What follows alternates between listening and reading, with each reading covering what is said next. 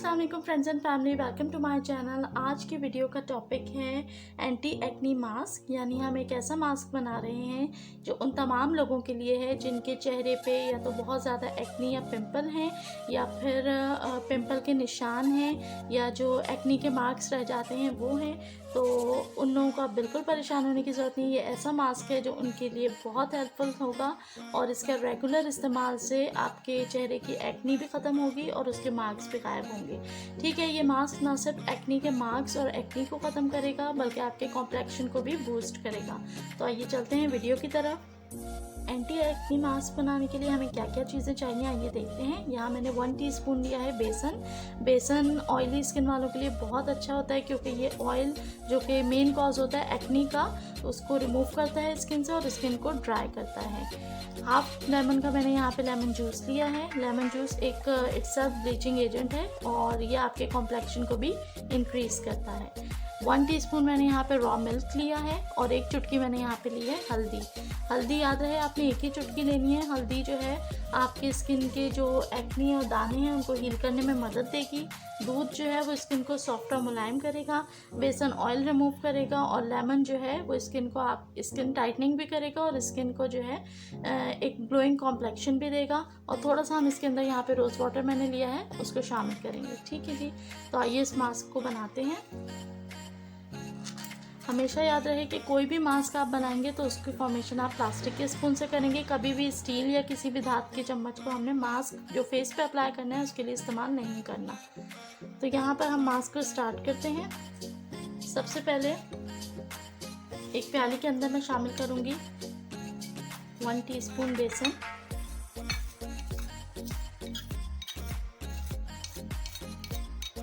और बेसन के साथ में शामिल करूँगी 1 चुटकी हल्दी।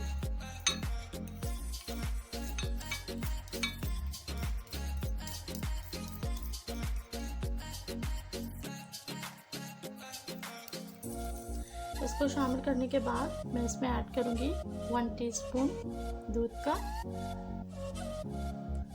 और इसे मिक्स करूँगी।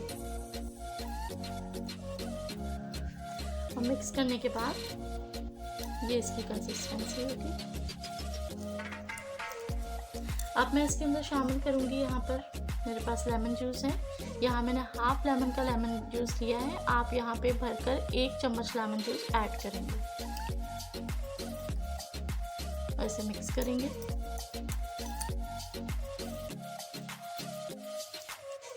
इसको बहुत अच्छी तरह मिक्स करना है और एक फाइन और स्मूथ पेस्ट बनाना है। अब मैं इसके अंदर थोड़ा सा रोज़ वाटर ऐड करूँगी, तकरीबन half teaspoon rose water add करने के बाद अब इसकी ये कंसिस्टेंसी होनी चाहिए। इतना थिक मास्क जो आपने अप्लाई करना है, इससे ज़्यादा थिक मास्क अप्लाई नहीं करेंगे। ठीक है जी, ये हमारा मास्क तैयार है। इस मास्क को आपने अपने फेस के ऊपर, आई के एरिया को छोड़ के पूरे फेस के ऊपर अप्लाई करना है। सबसे पहले आप मुंह धो लें, मुंह खुश्क और साफ़ होना चाहिए। उसके बाद इस मास्क को हाथों की मदद से या ब्रश की मदद से हम अप्लाई करेंगे। इस ब्रश को ले लीजिए, ये बहुत अच्छा ब्रश होता है, इससे बहुत अच्छी तरीके से मास्क अप्लाई होता है, लेकिन मेक श्योर कि इसको साफ़ रखा जाए क्योंकि इसके ऊपर डस्ट पार्टिकल भी बहुत जल्दी अटैच होते हैं। ठीक है जी, तो ये मास्क था जो आपने पूरे फेस के ऊपर अप्लाई करना है। मैं आपको हाथ के ऊपर अप्लाई करके दिखाती हूँ। इस तरीके से ब्रश की मदद से हम अपने हाथ के ऊपर, आप फेस के ऊपर करिएगा, मैं हाथ के ऊपर करके दिखाती हूँ। इतनी थिक लेयर हमने इसकी अप्लाई करनी है।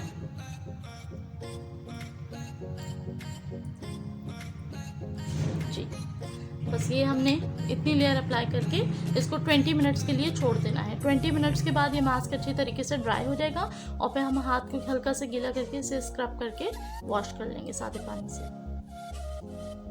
जी फ्रेंड्स, यहाँ मैं एक बात बता दूं कि इस मास्क को हमने जो है हफ्ते में 2 से 3 दफ़ा अप्लाई करना है और इसको अप्लाई करके हम 20 मिनट्स तक छोड़ेंगे और उसके बाद इसको सादे पानी से वॉश करेंगे। इसको नॉर्मल स्किन वाले भी अप्लाई कर सकते हैं, ऑयली स्किन वाले, एक्नी वाले, कोई भी इसको इस्तेमाल कर सकता है। बहुत अच्छे रिजल्ट्स देता है और इस मास्क को हमने हफ्ते में 2 से 3 दफ़ा इस्तेमाल लाजमी करना ही करना है।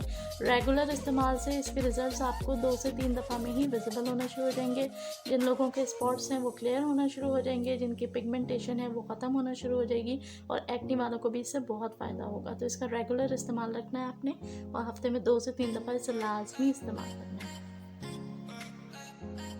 जी फ्रेंड्स, यहाँ पर 20 मिनट्स गुजर चुके हैं। मास्क अच्छी तरीके से ड्राई हो चुका है। अब हम इसको इस तरीके से स्क्रब करेंगे और उसके बाद वॉश करेंगे। इसको अच्छी तरीके से इस तरीके से स्क्रब कर लूँगी और अब मैं इसको वॉश करूँगी। जी फ्रेंड्स, यहाँ पे मैंने हाथ वॉश कर लिए थे 20 मिनट्स बाद और आप देख सकते हैं ऑलरेडी स्किन कितनी ग्लोइंग और फ्रेश हो गई है। इस मास्क को ज़रूर इस्तेमाल कीजिए, इसके बहुत अच्छा और गारंटीड रिजल्ट्स आपको मिलेंगे।